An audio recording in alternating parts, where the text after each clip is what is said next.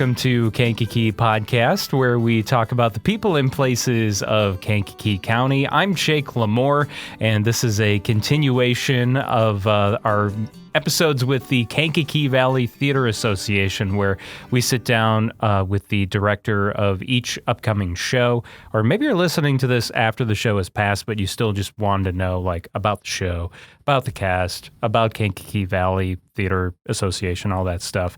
But hopefully you're listening to this before the show comes out, and that way you can go see it, you can support it, all that good stuff. But I am pleased to welcome Tyler McMahon, who is the director of the Mystery of Edwin Drood. Correct. I always want to say Edward. Yes. Edward Drood. Edwin's not a popular name well, probably not in this country at least. No. And is it popular in any country? Probably only in the UK. If there was a place, probably just there. I was just thinking, we haven't seen each other in a really long time. I can't remember the last time. I think the last time we did anything together was when you were one of our narrators for Rocky Horror. I didn't do that. No, you did something. I did. What did you do? Limelight did a fundraiser, Limelight Theater, when we were still running that, did it was like a dance. What the heck was it called? It was a dance battle or lip sync. Oh, the lip sync. Yeah, we did the lip sync battle. Okay. Yeah, that was, and that, I mean, I don't know. I probably have seen you in passing. Maybe. Yeah. Maybe. I know what it was. You did one show for us. You came in on our opening night for Spelling Bee and were one of our guest spellers. I know you did that. Yeah, at the library. I think that was before. No, that was before. That's what I'm thinking of in my head. Okay. You did one show thing with us. That was fun. That was a lot.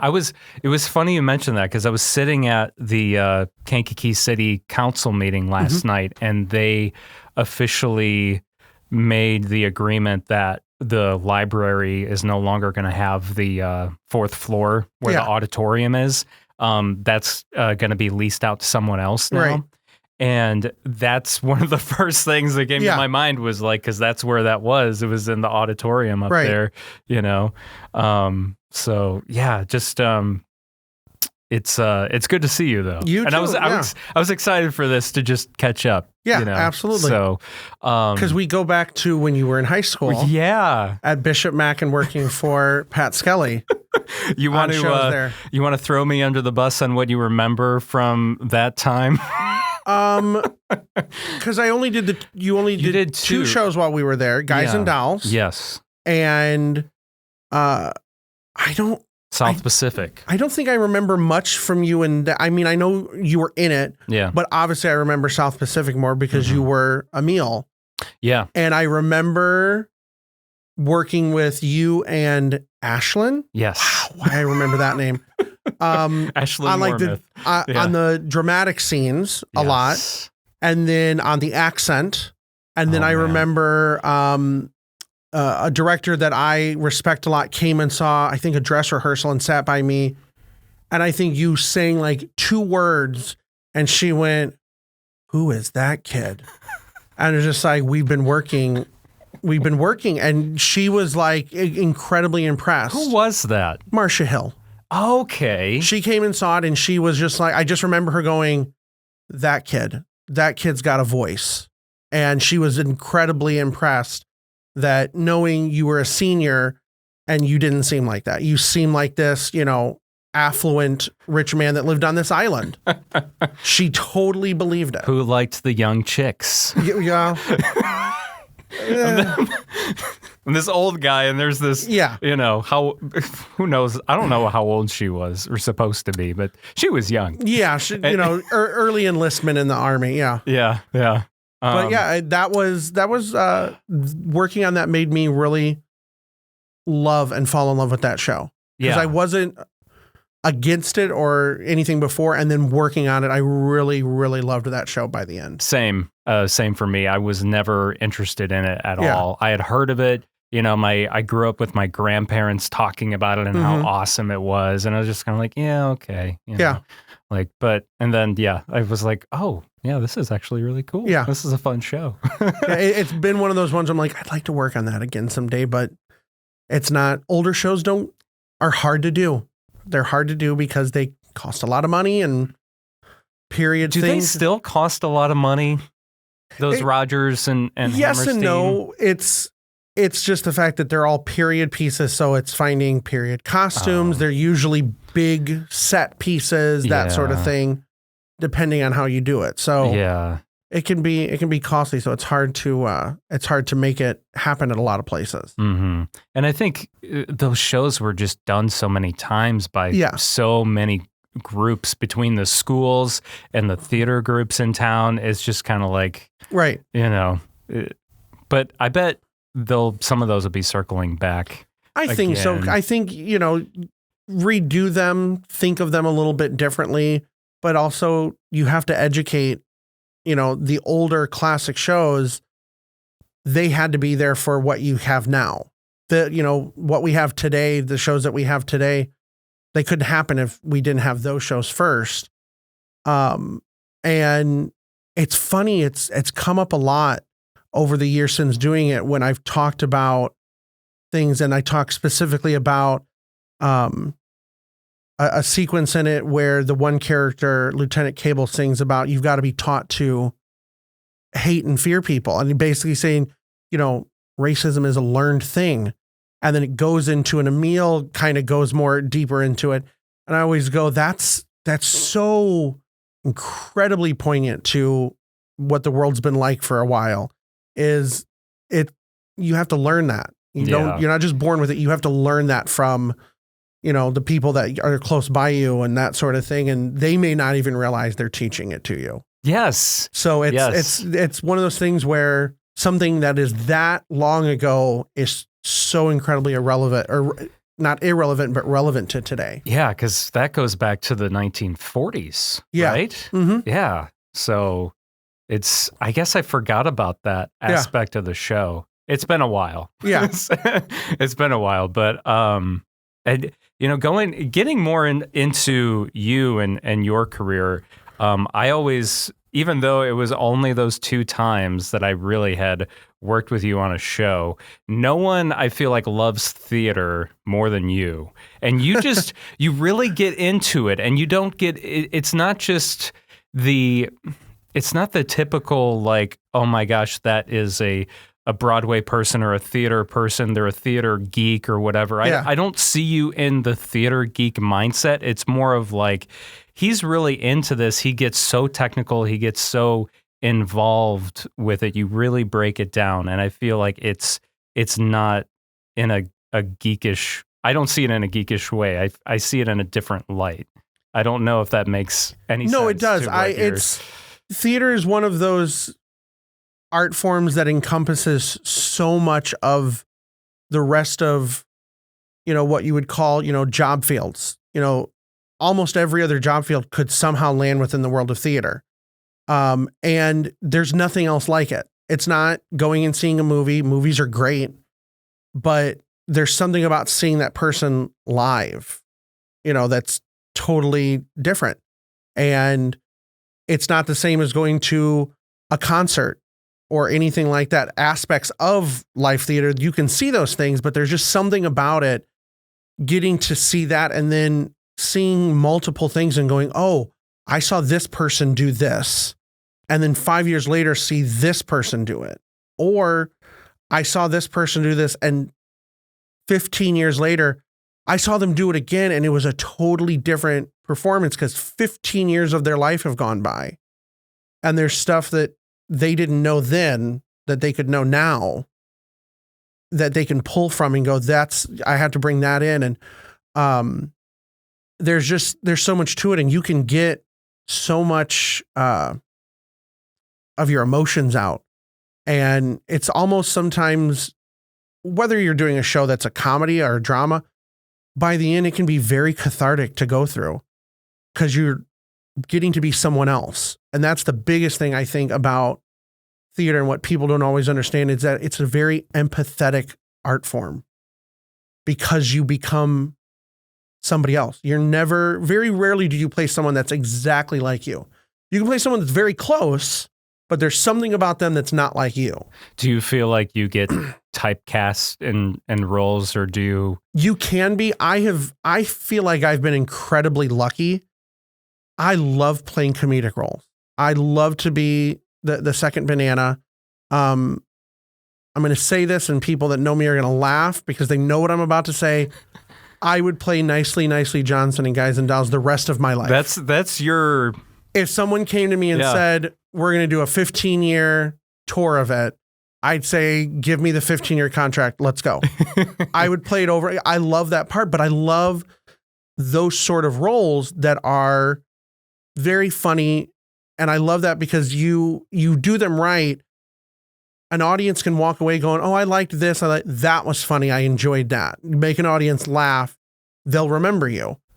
Even if they don't remember what they laughed about, right? They'll remember that. Right. Oh my gosh, that guy who played Nicely just made me laugh so hard. The last 2 times I did it, both for KVT, one aspect I did in both was every scene I was eating. Yes, and you're always eating something different. It was right? something different every scene, and I had people who saw it this last time that didn't see it the first time.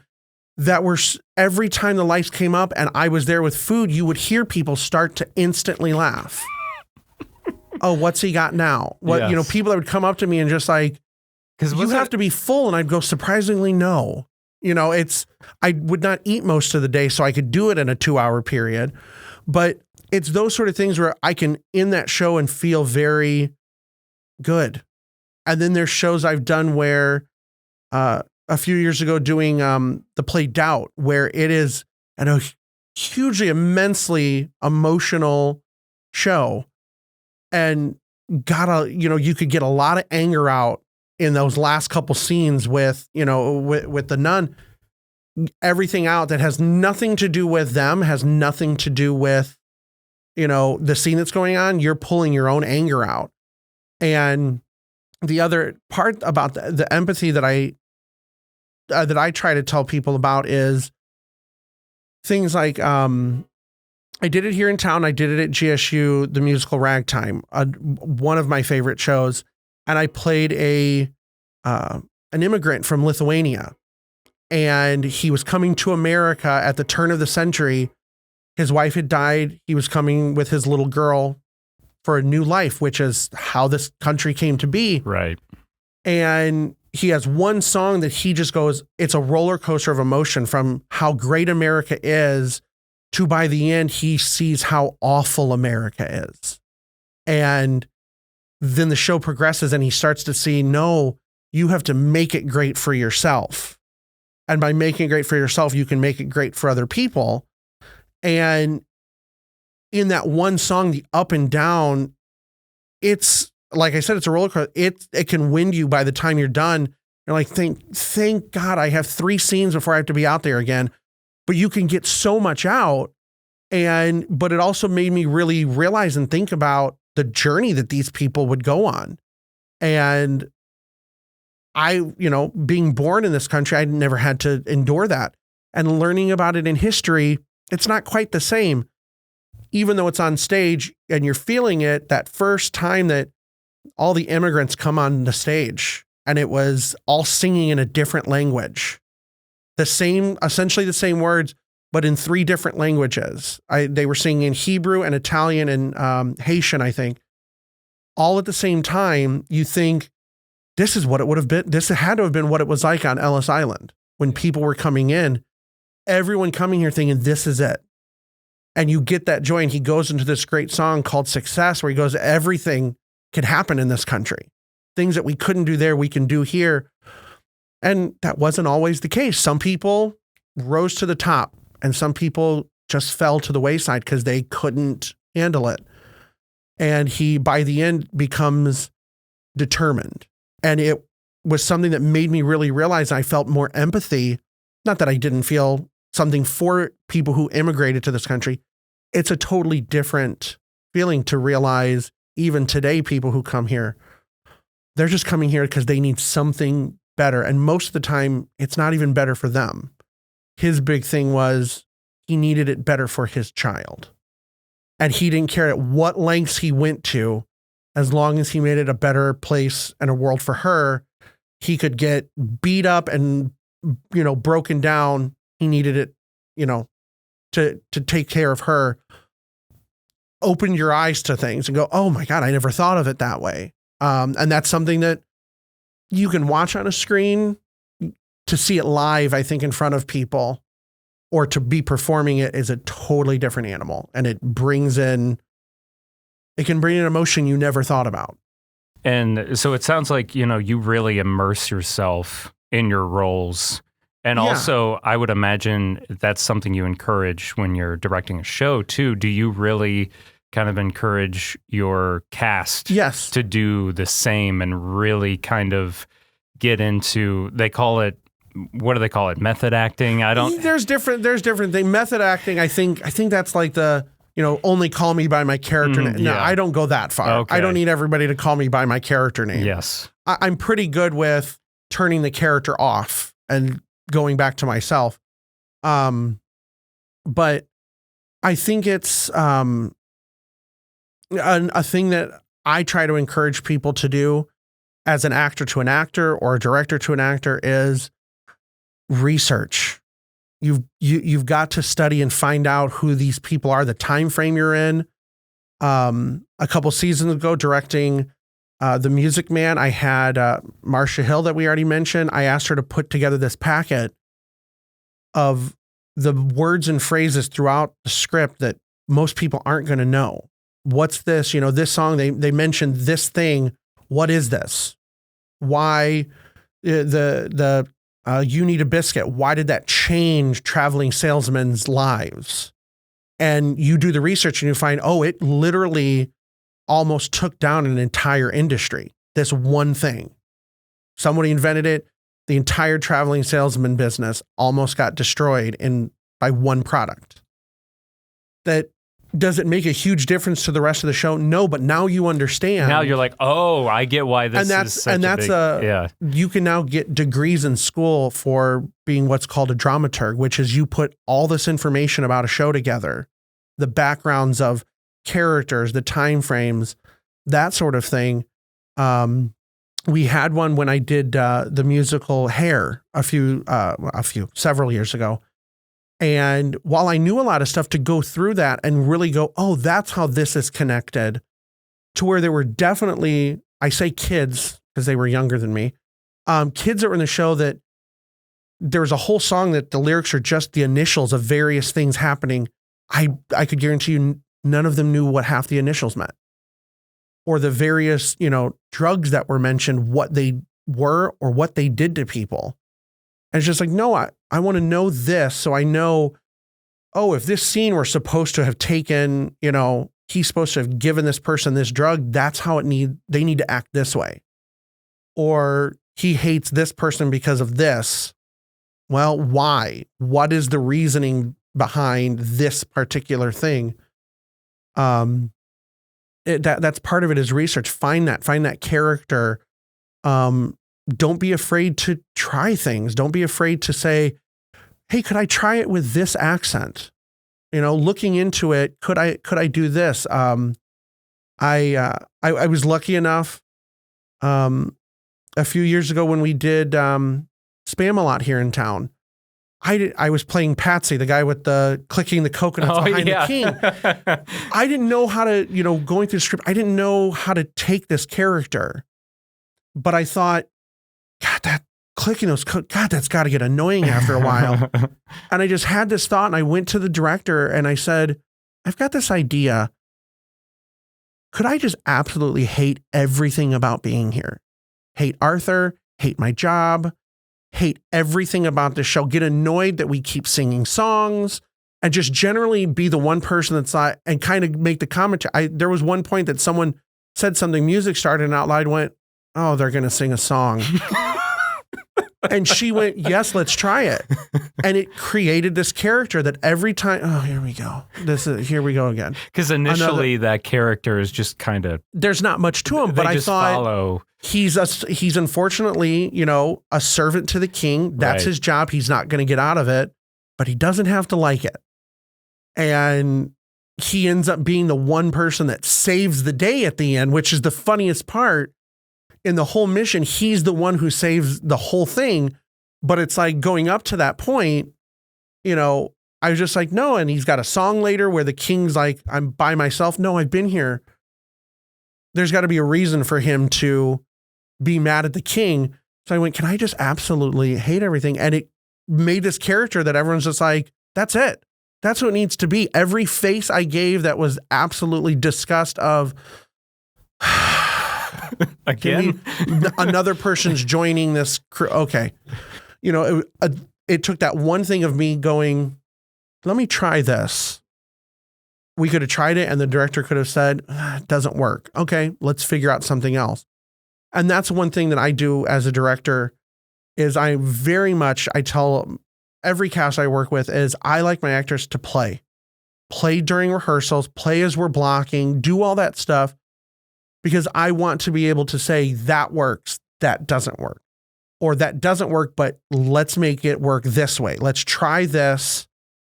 I don't think that'll work, but I think if we do it slightly this way, so it's the same idea, but just skewed slightly, I think that'll work. I think that's what I've enjoyed so much about you and how you direct is your spin on things. It's right. Cool. And I've worked with directors that are very rigid and very, this is how it needs to be done. Or this is how I've always seen it. And I'm like, sometimes that works. Sometimes, hey, let's not reinvent the wheel for some things. But sometimes you have to, or sometimes it's like, let's just do it to do it and see what happens. It could work. It could not work.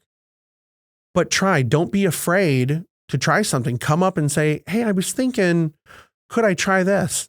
Let's see if it works. Go for it. Have fun and play. And this particular cast now, that's one thing I've been really reiterating to them is we need this to be a little over the top. It's a note that I gave them just the other night was, this needs to look like a bad soap opera. I want it overly done. We'll tell you if it gets too much.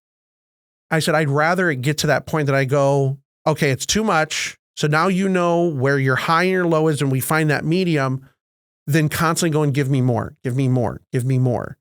I have no problem with that, but sometimes, get to that high extreme. So we go, okay, that's where there's the line there. Yeah. You now know where this line is. Let's find somewhere in between. Yeah. That will work. And some actors fully embrace it and some actors don't. And sometimes it's because they're not used to it. I've also been lucky that a lot of directors that I work with trust me enough to go, I'm going to let him figure this out. Do his thing. Do that thing. And I've literally had a director once that literally said, I'm just going to give you your physical blocking and let you take care of the rest. And if something doesn't work, I'll say something. And I went, okay. And to hear it, it feels like instant pressure because you're like, oh, okay, I've got to do all of this. And if something doesn't work right, it's on me. But it also made me realize, I've got some freedom to just try things. And I will try things. I will find this joke and then go, okay, nobody really laughed at it there. All right, let me the next night, I'm going to try it this way and see what people say. And let me try it this way. Oh, they laughed. That's the one. So that's the way it needs to be done. Most people laughed. Great. I've had some where sometimes it was like I would do something and I'd listen for a specific person's laugh backstage. And I go, if they laugh, the audience is going to laugh at this joke. Or it's one of those, you have to hear that joke because it's within a bunch of other jokes to laugh at that. And I'm all good with that.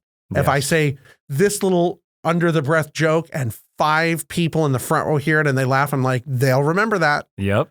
I'm good with that. Yeah. But I would listen for specific laughs sometimes. Okay, that's the one. That's where we'll go with. But if you're like, this is what's on the page, I don't want to work with just what's on the page. Yeah. We've got to go beyond. Right. Yeah, you want to create something. I'm a very big person on, especially when you do shows that are already movies or something else. I'm a very big Rocky Horror, perfect example. The 3 times we did that, I made it very clear to everybody. I said, I don't want you imitating anything of the movie. Because if that's the case, then we'll just show the movie. Right. We'll just show the movie. We'll get the license and show the movie on screen. I don't want to do the shadow cast thing. This is the live show. Please don't act like these people. And my friend Mickey that played Frank the second and third time really took that to heart and went, I'm not going to be Tim Curry at all. And I went, I don't want to see that. If I want to see that, I'll go rent the movie or stream the movie, whatever the kids do nowadays. Yeah, you can still rent and stream online. Yeah. I think I see an old rusty Redbox a few places around town. Surprisingly, they're still around. I don't know how they've still been in business. People who refuse to, I guess, to download and stream things, because that's how they get you. Yeah, that's how they get your info. Yeah, true. But he went, let's not do that at all. Okay, great. And he created a totally different character and went a different direction with that character. And I'm like, okay, those are my, that's the standard. Let's flip it on its ear and do something different that now I love seeing and loved hearing. Don't just imitate what this person has done. Sometimes I get lucky because I do shows that aren't movies. I know, we're so many minutes into this and we haven't even really talked about Edwin Drood. The reason why I kind of wanted to get off into that tangent, or not really a tangent, just kind of let you talk about how you like to do things as an actor and then as a director, is just because I feel like people need to really kind of submerge themselves into how you do things, because I think it's a very uplifting and it's very refreshing, and I just want people to get a sense of, this is going to be really exciting. Yeah. This isn't going to be, they're doing a play. Okay. It's a world you never stop learning. Yeah. It never changes because your life experiences change how you interpret things, but new plays, new musicals, and as you age, your views change, and but just studying the craft of performance, you never stop learning, because all of a sudden, here's a show I saw once, I see it again, and I go, oh, I never understood that part. Now I understand it. Or, oh, I felt like I got a good grip on it here, but now this many years later, life has changed. Oh, there's a different way to take that now. I could totally see it being this way. And then just discussing with people, hey, what do you think about this? And they go, oh, that's how I've always thought of it. How have you thought of this? Oh, I always thought of it this way. And then you both go, I never thought of it that way. Or you have this discussion and your world opens up, but it's a medium and a craft you never stop learning about, because even beyond just the performing on stage, the technology that comes into theater, even 20 years ago to what they do now. And, 20 years ago, everything was built sets, and now so much is projections. Your career in theater is very impressive, I think. And we could talk up and down all day about it. And that's what I love about you. But we should talk about the Mystery of Edwin Drood, though. So what is this show about? So Charles Dickens was writing a book. He laid his pen down, went to bed, and never woke up, and never finished the novel. Did that really happen? Yes. This is real life. Okay. It was the last novel he was working on, called The Mystery of Edwin Drood, and it was never finished. And a lot of things that authors do is they leave notes as they're going along. He left 0 notes behind. Which is, was that unusual for him? Apparently, he left no notes behind that. So nobody knew what direction he was going with who the murderer was, who kills Edwin Drood. Who is this detective character that appears suddenly? This sort of thing. And it was like, where do you go? And it's been published since then, and there's been movie versions of it. I have not watched any of them. I didn't want any influence. It's just that the first time I'm hearing about it is now. So. And then sometime in the 80s, a man named Rupert Holmes, who wrote the song "Do You Like Pina Coladas?" Yes, I was going to say, isn't that yes the same guy? And he's written a lot of other hit songs, but that's probably what he's going to be most famous for. His his agents, whatever, said, you know what, you should look at writing a musical, which he was like, are you kidding me? And then that sort of came across his mind, and he had a copy of it, and he started to reread it, and he thought, oh, this could work as a musical if he said it in the same era that it was written. So the whole show is the Victorian era, as if this was a show that happens not too long after Dickens' death. And this group at the music, I'm going to say it wrong and my cast is going to kill me. The Hall Royale. I've been working on the show long enough now, it's completely gone out of my mind. But they are there to perform the premiere production of this musical version of what they consider to be what would have been the greatest mystery novel ever written. And when he wrote it, a lot of things point towards certain characters that Rupert Holmes went, we're going to take those things out, because he got this idea of, how do we finish this? I'll let the audience vote. They'll pick who the murderer is. And he kept going through, and I just recently watched an interview with him, because the revival was back in 2012-13. And he said one of the things that drew him the most to it was, by placing it in English music hall, it meant that your leading male or your title male character would be played by a woman in drag as a man. They still did that back then?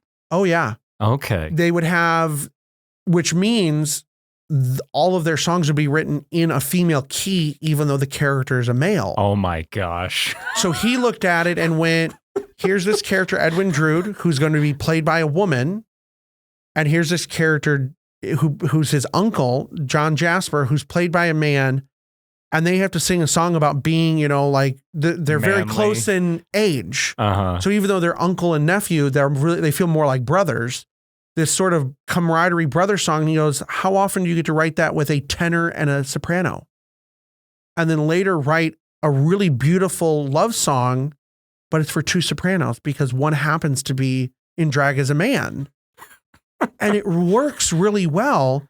And it's sort of the joke that a woman that had played it said, she asked him one time, shouldn't all these keys? And he goes, no, it's like Mary Martin playing Peter Pan, or Harvey Fierstein playing Edna Turnblad. We know that that's a man playing the mom, and we know that's a woman playing Peter Pan. Doesn't matter. We can completely let the illusion go and go, nope, that is Edna Turnblad. That is Peter Pan. Doesn't matter that that's a woman. That's really a man.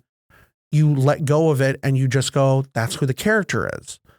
And it works in this particular instance. And he just continued on. And so we have things like the chairman, who's almost the narrator, and it's a show within a show. So he took that aspect in, and every actor that I cast plays an actor who plays a character in Edwin Drood. Okay. So we have Mary Schwark, who plays Alice Nutting, and Alice Nutting plays Edwin Drood. So they all have an acting character and a character. Yeah.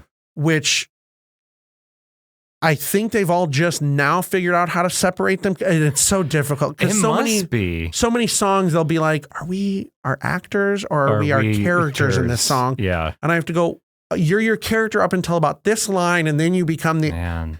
So really, you're playing two people. Almost everyone is playing two people in the show somewhere. Even if they're not necessarily named, we have some featured dancers, and they have to be characters within scenes, but then in a certain song where everyone's just an actor, like our opening song, they're all actors.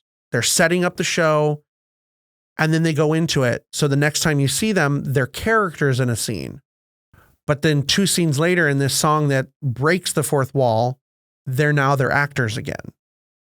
That has to be confusing to switch those gears in your brain. I'm like, okay, no. Now I'm playing an actor, and now I'm playing the actor that's doing the character that they've been hired to do for this show. And so the nice thing about that is we have some characters who their actor is more high class English and more refined, but the character they're playing is downtrodden and Cockney. So they go, that's easy. Yeah, that is. Boom, right in between these two characters. They're two different people. But then some that are not. They're so along the same lines that the only thing that separates them is the character names. Or in Mary's case, the only thing that separates Alice and Edwin is that Edwin's a guy. And that's all. She's not putting on a male voice. We don't want that because it wouldn't make sense when she starts singing. That's what it is. You know, the only difference for her is she has she gets a short wig put on and she puts on men's clothes. But when she's Alice, there's not much, I don't think, character-wise, that necessarily changes. But it worked. And there's other things with characters. Our chairman at one point has to play somebody, and we said, you've got to do a different voice than your own, and just tried a couple of different things. You go, okay, that's the voice you're going to do. You have to do that because it's ridiculous. And you sound like an old, Victorian prospector all of a sudden. Yes, that's what we want. But it could be, and it's even more difficult explaining it. Like I finally figured it out and understood it. But then trying to explain it, we had a dance rehearsal and we had an actress go, what's going on in this scene? And I happened to be walking away and I heard it and I just flipped around and came back and said, I'm sorry. I guess I should probably be answering that question.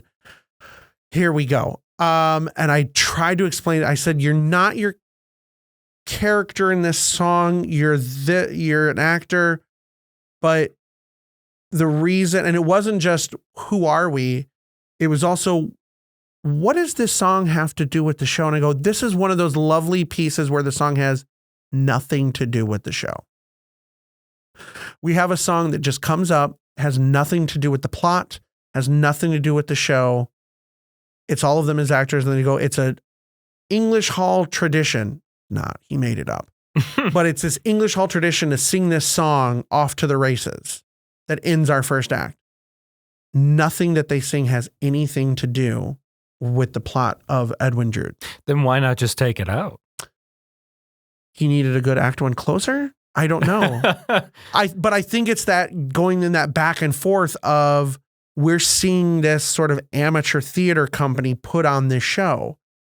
Several times in the middle of a scene, he will just introduce the actor that's playing this part and they'll take their bow and then go right back into the scene. So there is no fourth wall in the show, really at almost any time. Because the second you think there is, here comes the chairman to tear it back down again, to talk to you, the audience, and go, oh, did you notice that line that they said? You should think about that for the future. Did you notice this that they said? And we have 4 great ladies that are at the front of the stage that I just gave them the title of the sign girls. They're holding up signs to tell the audience how to react sometimes. I love that. As well as pointing out certain phrases. Somebody says this and they're supposed to be going, did you notice? Did you hear that word, what they said there? Pay attention to that. Did you hear that? Ooh, that looks odd. That looks suspicious. All throughout, just because there's things that are going to happen that you're looking here, something's happening here, you're going to miss it. But they could quickly be like, did you see that? And know that, oh, that can influence their vote later. And that's the great thing he's done is there's so much material there that can point to every single direction of any of the 8 possible suspects. Is there a right answer? I know it can be different every night depending on when do people vote on So there's a whole point in the second act where it won't really ruin it. They're in the middle of a reprise of a song and he just stops the show cold, the chairman, and says, this, ladies and gentlemen, is where Charles Dickens put his pen down forever. But don't worry, we're going to finish the show. And basically just like, you paid, so we're going to finish the show, sort of an idea. and they start introducing the 4 questions that are going to be voted on. One, they as a cast get to vote on. Then, which is Edwin Drood dead or alive? And then they then go and he introduces the candidates for this detective that appears in the second act suddenly, named Dick Datchery. Who is this detective? Played by someone else, but secretly is this person, because scholars of Charles Dickens have deduced that Dick Datchery is not a real person. It's a disguise of someone else in the story trying to figure out who killed Edwin Drood or clear the name of another person. So because they've deduced that, he's made it that someone else is secretly. So there's 5 candidates that could be Dick Datchery. And then the next step is they go to here's the possible murderers. There's 8 of them. Oh my gosh. And they all give reasons why they could be the murderer. Yeah. On stuff that you've already heard earlier in the show. And then they go to a point where he says there's also been 2 secret lovers in the show because we have to have a happy ending. So the happy ending is that there's 2 people that have secretly been having a little love tryst that you've not noticed because it doesn't actually happen on stage. And then the audience votes for who those 2 people are. And the thing for us is that murderer will not know they are the murderer until the one person that calls them out says the murderer was and says their name, and a song starts that they have to sing. So there's the whole thing that's called every murderer has a confession song. So when this character says it was this person, music starts, they have to sing a confession song. Is each confession song different? Yes. Okay. So how many different endings are there? 44 possible endings. Are you to the kidding show. me? How the heck do you... So, and that's the thing is how do you we're doing memorize 4 that? performances. There's 8 murderers. Some people are not going to ever get to do their murderer song. Yeah. But they may also have a chance to sing as Dick Datchery, which is the other thing is they'll all know, because there's a certain way we have to do it. They'll know whether or not they're playing Dick Datchery once the votes are tallied. But the only one person our stage manager gets to, well, 2 people the stage manager tells who the murderer is. The person that reveals it and the sound person, so we can get the correct music ready for that person. And then the secret lovers, only our chairman will know. And the only way those people will find out on stage when he goes and grabs each one by the hand to bring them to center stage to sing their love duet. That has to be so confusing. And that would make me, if I was in this cast, I would be so anxious as to what is going to be I think chosen. They are, but I think they're also loving it. We've just started a little ahead of schedule running the show completely. And on Monday, we just decided I went online. I went on, online, and I just did like a random selection wheel, and I picked those 4 things. And then I went and told the appropriate people. And our murderer for Monday night had no idea until their name was called. And then I pressed play, and they had to go out and start singing. And then the chairman walked over and grabbed the 2 people, and they were like, "Oh, it's us." Okay. They just have to be prepared. So there's a lot of memorizing of some stuff that they may never get to do. That's got to be the hard part. That is, I mean, obviously in a place that would have a longer run, Broadway, that sort of thing, there's a chance you'll get to do it at least once. This one, they may not. But they all know that going in. I said, we're going to try our best to make sure that every possible person that's up for something gets to do at least one of those things. So you may get to be Dick Datchery for one of the 4 shows and nothing else the rest of the time, but you got it that one time. You may be the murderer here once and nothing else ever again for those 4 shows, but you got that one time. And so it's everyone, and it's their job to get people to vote for them. So when the voting happens, our ladies go into the audience to collect the handwritten votes from everyone. We'll have a little ballot for them to circle. While that's happening, the cast lights up in the house. The cast is on stage yelling to the audience to either vote for that. I said, you can either try to get them to vote for you for any of the things or get them to vote for somebody else. Okay. Turn the suspicion towards this person or over the top about, well, why would I do that? I would wasn't me. Make it very obvious and encourage them to vote because some people will, by voting time, have made up their mind.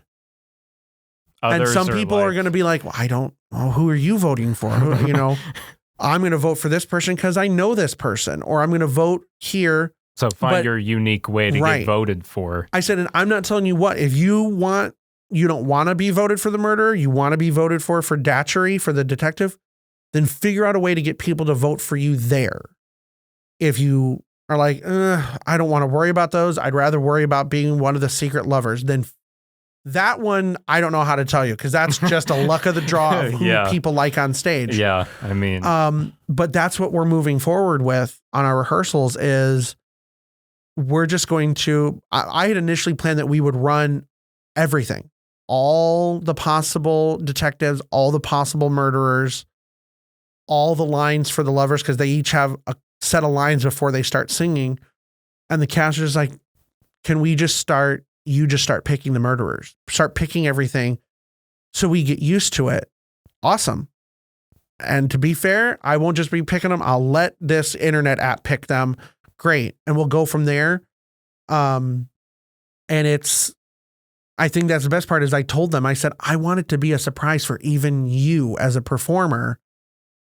I don't want it to be obvious because then I feel your reaction is going to be too obvious. Yeah, it'll make it authentic. Sitting there waiting for them to like, okay, I'm the murderer tonight. Yeah. Just waiting for them so I can react a certain way.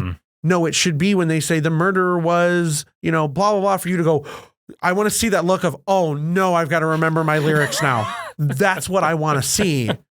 The audience may see of it as a shock of, I've been called out. I'm going to see it as, I just saw their life flash before their eyes as they went, what's the first word I sing?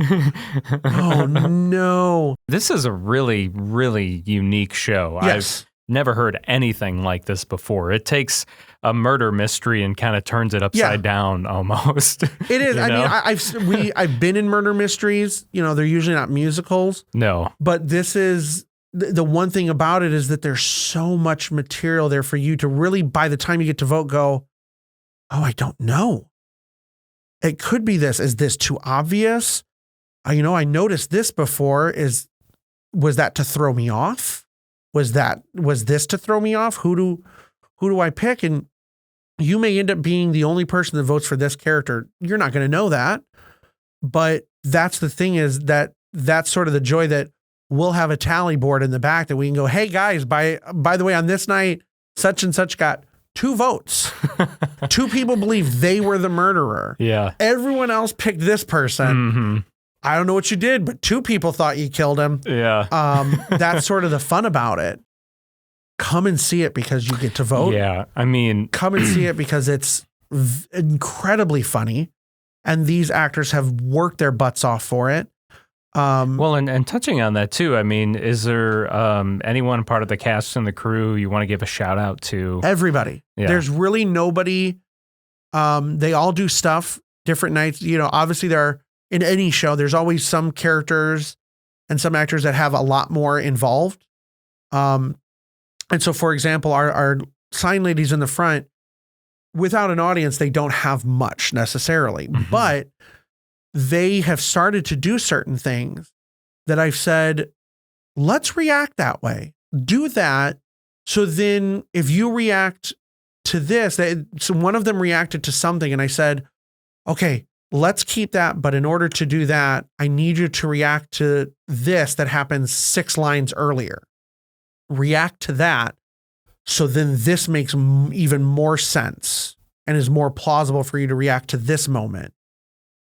Then if you don't, and then that's there, yeah, it makes sense. But now it gives more for the audience to even go, oh, okay, we can react to it more. and just having fun so they don't feel like we're just here to do this. And I was like, I don't want that. I want you at any time to be, don't have a conversation with the audience, but hey, notice this, notice that. Hey, are you paying attention? Did you see this? That obviously for them, they have to have an audience, which I feel bad that they won't have a full audience till then. Right. But doing it now gives them a little bit. And I said, it'll make a much bigger difference once they're there. And once you start holding this sign up and they're going to go, oh, okay, that's funny. We should applaud. And you can be like, no, applaud. Like you can be a little gruff with them and a little rough and be like, no, do this. You're supposed to do this now. And can even go to a point that they can be mocking the audience a little bit. I've really been lucky in the last several shows that I've done where it's been fun to just go to rehearsal. And while I am one of those people that eventually you get tired of watching the show night after night after night, because of how this one is, you can't, because it's not going to be what I saw yesterday. It's not going to be what I see tomorrow. They keep playing and they keep, I'm going to do this. All of a sudden, I'm going to say this word in slightly, mispronounced. Okay, what was your reasoning behind that? Sometimes it's been, I have no idea. Okay. And I didn't tell them not to fix it or to fix it. Okay, let's try it. Let's see what happens. Yeah. And it's another aspect of no two shows will be the same, because I think they're going to continue to play even to the last performance. Let's have fun with this and let's be goofy with this. Do not come to this thinking you're going to see a serious Dickens story. I don't think if he saw the show, he would recognize his own work. Oh, I'm sure he wouldn't. I think he would probably go, I didn't mean for this to be funny at all. Yeah, this is not funny, guys. Yeah. That's a great thing. If you are a Dickens fan, I think you'll enjoy it. Mm-hmm. Because it's almost one of those lost treasures of his. Yes. And like you said, most people go, wait, what? Right. Yeah. There's a novel out there of his that he never finished. Yeah, I thought that was made up. And then to find out it's real and there's a musical based on it is even crazier. And I think it's even more crazy that that's how people are going to find out this novel exists, by seeing this musical or hearing about this musical. Yeah. Even coworkers that I've said it to, and they went, wait, that's a real thing? It doesn't sound real. I'm real. getting tickets for that. That sounds ridiculous. I'm like, you're going to escape and just have some laughs for a couple of hours. Yeah. While these people act like, overacting, fools on stage for your entertainment. Well, yeah. And speaking of tickets too, yes. You can get those at kvta.org. The shows are Saturday, February 3rd, Sunday, February 4th, and then Friday, February 9th, and Saturday, February 10th. Yes. You've got matinees and you've got evening shows. We've got 3 evening and 1 matinee. Little different because we don't want to. That's right. I didn't notice. Yes, it's a little different because we don't want to compete with the Super Bowl on February 11th. Oh, I forgot about so that. They're doing the 9th and the 10th. And I can tell you as of Sunday, theater holds about 150. I believe we had 106 tickets sold for Sunday already. So nice. Tickets are starting to sell. And we haven't, at that point, we had done almost zero publicity yet. Okay. The posters hadn't gone out, billboards, radio stuff, nothing had happened. Yet we've already sold 70, 80 for opening night, 106. Second weekend's a little less, but that usually works out that way because word of mouth. Yep. But if you are a person that needs to see a matinee, get your tickets as soon as you can. Otherwise, you're going to be stuck with one of the evening performances. But, if you're laughing, that time's going to go by. Oh, yeah. I think that's a great thing, even if a show might be long, which I don't think this show's really not too long. You can have a show that's 3 hours. If you're laughing, you're going to forget. You're all of a sudden going to go, oh, wow, I hadn't even felt like that time went by. Yep. when you're doing a show that's long and boring and you're going, oh, I am noticing every tick on my watch. Yeah, is it over yet? When's the, intermission? I've been in the audience for some of those shows where I'm like, okay, 2 more songs and we get to have an intermission and I can stand up. And then somewhere I'm just like, oh, this is the last song of the show. And I didn't even realize how much time had gone by. Yes. I can say in a humble opinion, this is one of those shows. Cool. You will laugh and you will have a great time. And the show is a little beyond the voting. There's a lot of interaction. So it'll be keeping people awake. Absolutely. Because you don't know who might get called on from the audience or pointed out by somebody in the audience at some point. It's don't be afraid if someone calls you out from the cast and you have to say something back to them. It may happen. Yeah. I can't necessarily control Rob Beischer, who is playing our chairman. I can't control him. If he feels like going off script and calling out people, he may do that. That's not permission, Rob. If you happen to listen to this later, that's not an okay to do that. But if it happens, it happens. Just do it. Yeah, do it. Do it, man. He really does. He is. Oh man, it's. I'd say 85 to 90% of the lines in the show are his. Okay. He's got a lot. Long monologues introducing things, and he is working himself to do it all. The other hard aspect about the show is on the small stage and not necessarily a big dancey type show. My partner Thomas is assisting me and choreographing the show. And that's been a thing to figure out is we only have, I think we figured out we have 9 feet from the front of the stage to where the proscenium is. Much wider space, but that deep of space to do scenes and dances. And that's been a fun challenge for him, is to figure out how do we take the opening song that's got everybody, the closing song of Act 2, this big song in the closing song of Act 1, the big song in Act 2, that's everybody, and they've all got to be on stage and dancing around and moving. Okay, and he's done it and it works, and it makes me want to move around with them, and they're having fun, and he likes to challenge, which is what I love about the way he creates things. Is I'm not just he's not, I'm going to make this easy, I'm going to make this hard. We're going to do this, and then as we go, I'm going to progressively change it because I want to see how you guys go, and if you can do that and do it well, let's try to make it a little more difficult. Let's try to do this. Let's add this. Or me coming in and saying, could we change this? And thankfully, when he listens to this, I can be like, he's never, ever in the shows he's choreographed for me said no. I've told him no for things he's wanted to do. This I can believe. Yes. But most of the time it's more logistical things that I go, no, we can't do that because of this, or no, you have to remember it's Victorian era. We can't do that, that sort of thing. But for me to go, or for me to say, hey, I have an idea. Could we try this for this number? Well, let's try it. Let's see if it works. Let's figure out how to make it work. Even if it's a timing thing, let's figure out the timing and make it work even better. And to have him go, yeah, let's do that. And the cast to go, ooh, let's do that. Let's make this work happen. This and work and happen this way.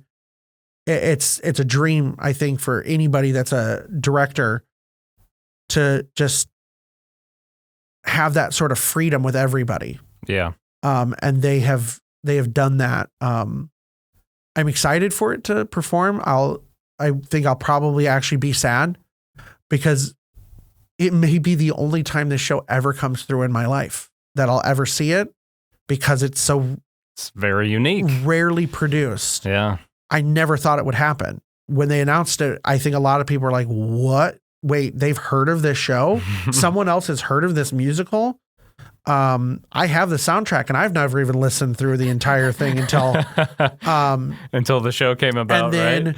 And there was aspects about the show until I read through it that I didn't even know. And I'm like, oh, that whole page of butt jokes. Okay. All right. Did not know that existed. All right. Well, everyone go see The Mystery of Edwin Drood and get those tickets at kvta.org. And Yes. Tyler, this has been great. Thank you. So, yeah, I appreciate it. We'll have to do another night of oh my gosh, stuff. there's so much more to uncover, but no, I appreciate this and this was fun. Thank you. Yep. This river